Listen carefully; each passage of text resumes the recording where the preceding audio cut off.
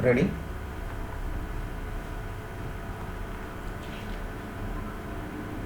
दक्षिण एशिया में स्थित भारत इस समय विश्व के प्रभावशाली देशों में से एक है। इसके उत्तर में पर्वतराज हिमालय है और दक्षिण में विशाल हिंद महासागर। भौगोलिक रूप से यह जल और थल दोनों से जुड़ा हुआ है। इसके आकार और शांतिपूर्ण छवि के कारण एशिया महाद्वीप में इसका स्थान अत्यंत महत्वपूर्ण है। इस बात से इसके पड़ोसी देश भी भली भांति परिचित हैं। इसके बृहत आकार के कारण इसके पड़ोसी देशों की संख्या भी अधिक ही है। भारत के पड़ोसी देशों में पाकिस्तान, चीन, नेपाल, भूटान, बांग्लादेश, अफगानिस्तान, म्यांमार, श्रीलंका तथा मालदीव को सम्मिलित किया जाता है। भारत के लिए उसका प्रत्येक पड़ोसी देश बहुत अहम है। इसलिए भारत का प्रयास रहता है कि उन सभी से उसके संबंध सकारात्मक दिशा में आगे बढ़ें। भारत का सबसे निकटतम पड़ोसी देश उत्तर पश्चिम में स्थित पाकिस्तान है। इस प्रकार से देखा जाए तो पाकिस्तान भारत का ही अंग है। वर्ष 1947 से पूर्व पाकिस्तान नाम का कोई राष्ट्र था ही नहीं। स्वतंत्रता के पूर्व भारत में कुछ स्वार्थी और सत्ता लोभी राजनीतिकों ने दो राष्ट्र की विचारधारा को बल दिया, जिसके कारण भारत को आज़ादी के साथ विभाजन भी स्वीकार करना पड़ा। ब्रिटिश नीति के अंतर्गत भारत विभाजन की योजना के अनुपालन में 14 अगस्त 1947 को पाकिस्तान और 15 अगस्त 1947 को भारत को आज़ादी मिली। जिस प्रकार पैतृक संपत्ति के बंटवारे के बाद भी दो भाइयों में विवाद जारी रहता है, ठीक उसी प्रकार विभाजन के बाद भी दोनों देशों के संबंध तनावपूर्ण रहे हैं। वास्तव में कश्मीर विवाद के कारण आरंभ से ही दोनों देशों में तनाव रहा है। नैतिक और संतुलित दृष्टिकोण से देखा जाए तो कश्मीर के महाराजा हरि सिंह द्वारा भारत के साथ विलय संधि पर हस्ताक्षर करने की बात कश्मीर भारत का अखंड अंग बन चुका है, परंतु पाकिस्तान उसे मुस्लिम बहुल राष्ट्र बताकर बार बार उस पर अपना दावा करता है और समय समय पर उस पर अपना अधिकार करने की कोशिश भी करता रहता है। यही कारण है कि भारत के संबंध पाकिस्तान के साथ कभी सामान्य नहीं रहे।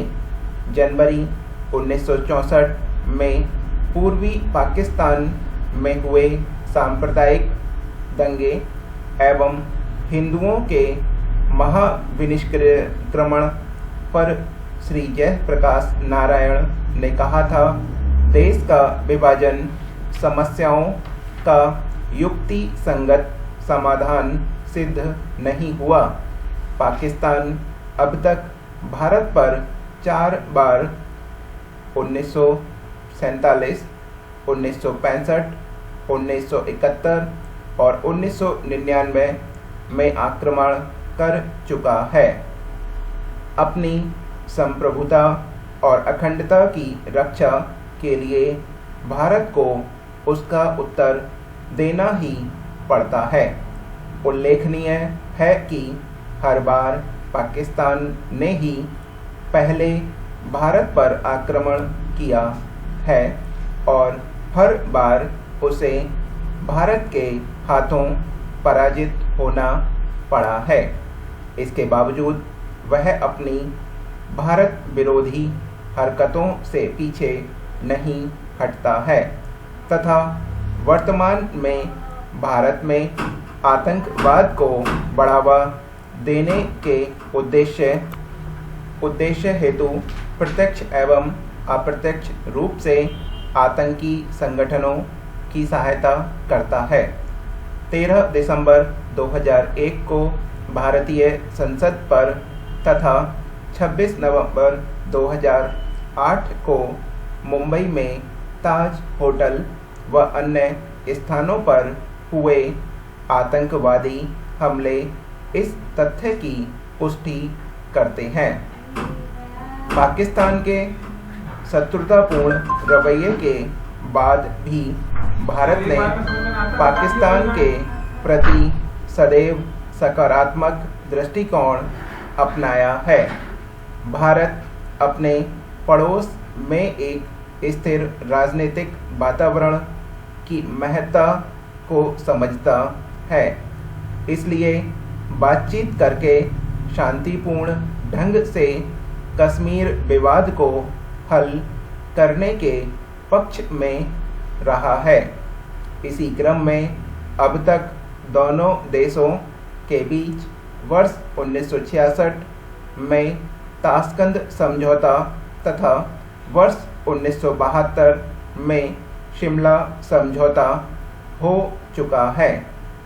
शिमला समझौते के तहत दोनों देशों के बीच 22 जुलाई 1976 को समझौता एक्सप्रेस के नाम से रेल सेवा आरंभ की गई, लेकिन इसके बाद भी पाकिस्तान के व्यवहार में विशेष अंतर नहीं आया। फिर भी भारत ने शांति स्थापना के प्रयासों में कमी नहीं रखी। फरवरी 1999 में तत्कालीन भारतीय प्रधानमंत्री श्री अटल बिहारी वाजपेयी ने ऐतिहासिक लाहौर बस सेवा के माध्यम से मित्रता की पहल की, लेकिन पाकिस्तान ने फिर से विश्वासघात करके मई-जुलाई 1999 में भारत के कारगिल क्षेत्र पर हमला बोल दिया। कारगिल की इस लड़ाई में पाकिस्तान को हार का मुंह देखना पड़ा और ऑपरेशन विजय के अंतर्गत भारत विजयी हुआ। कारगिल युद्ध के तुरंत बाद पाकिस्तान में दिसंबर 1999 में भारतीय एयरलाइंस के यात्री विमान का अपहरण कर लिया गया। इन दोनों ही घटनाओं ने भारत पाक संबंधों को बुरी तरह प्रभावित किया। दोनों देशों के बीच कई वर्षों तक क्रिकेट एवं राजनयिक संबंध टूटे रहे। नवंबर 2003 में संघर्ष विराम की घोषणा के साथ पुनः दोनों देशों के संबंध थोड़े सामान्य हो गए। इसके बाद कई बार क्रिकेट की बिसात पर दोनों देशों के मध्य संबंध सुधारने के प्रयास किए गए हैं। भारत के पूर्व विदेश मंत्री श्री नटवर सिंह के शब्दों में वर्ष 2004 से 2007 के मध्य भारत पाक संबंधों में सुधार स्वागत योग्य है। समग्र वार्ता सही दिशा में जा रही थी। मुल्तान में वर्ष 2004 में अभूतपूर्व घटना घटी जब वीरेंद्र सहवाग के 319 रन पूरे होने पर स्टेडियम के सभी लोगों ने खड़े होकर तालियों से उनका स्वागत किया था। किंतु वर्ष 2008 के अंत में मुंबई में पाक पोषित आतंकी संगठन लश्कर-ए-तौयबा के द्वारा हमले किए जाने के बाद दोनों पड़ोसी देशों के रिश्ते में पुनः खटास आ गई। वर्ष 2010-12 के दौरान पाकिस्तान ने 200 से भी अधिक बार संघर्ष विराम का उल्लंघन किया और हद तो तब हो गई जब जनवरी 2013 में पाकिस्तानी सेना ने भारतीय सीमा में घुसकर फायरिंग करते हुए भारत के 2 जवानों को भून डाला और उनमें से एक का सिर तक गायब कर दिया। इस घटना की पूरे विश्व में निंदा की गई। वर्ष 2014 में भारत के नवनिर्वाचित प्रधानमंत्री श्री नरेंद्र मोदी ने अपने शपथ ग्रहण समारोह में पाकिस्तान के प्रधानमंत्री नवाज शरीफ को विशेष रूप से आमंत्रित करके फिर से भारत के शांति प्रयासों को स्पष्ट कर दिया। लेकिन पाकिस्तान के द्वारा लगातार आतंकवादी गतिविधियों में संलिप्त लोगों को प्रश्रय दिया जाता है। आतंकी घटनाओं में वर्ष 2016 में पठानकोट एवं एयरबस की हमला, उरी सेक्टर में हुआ हमला प्रमुख है। इतना ही नहीं, बार बार पाक द्वारा सीज फायर उल्लंघन की घटना सामने आती रहती है। मजबूरन भारतीय सैनिकों ने वर्ष 2016 में सर्जिकल स्ट्राइक की। इसके बावजूद आतंकी गतिविधियां जारी रही हैं। एक रिपोर्ट के तहत वर्ष 2017 में 200 से अधिक आतंकी जम्मू कश्मीर में मारे गए। इतना ही नहीं, अमरनाथ यात्रा के दौरान की वर्ष 2017 में आतंकी हमले हुए। हालांकि इसका अप्रत्यक्ष दोषी पाक की आतंकी गतिविधियों को ही माना गया।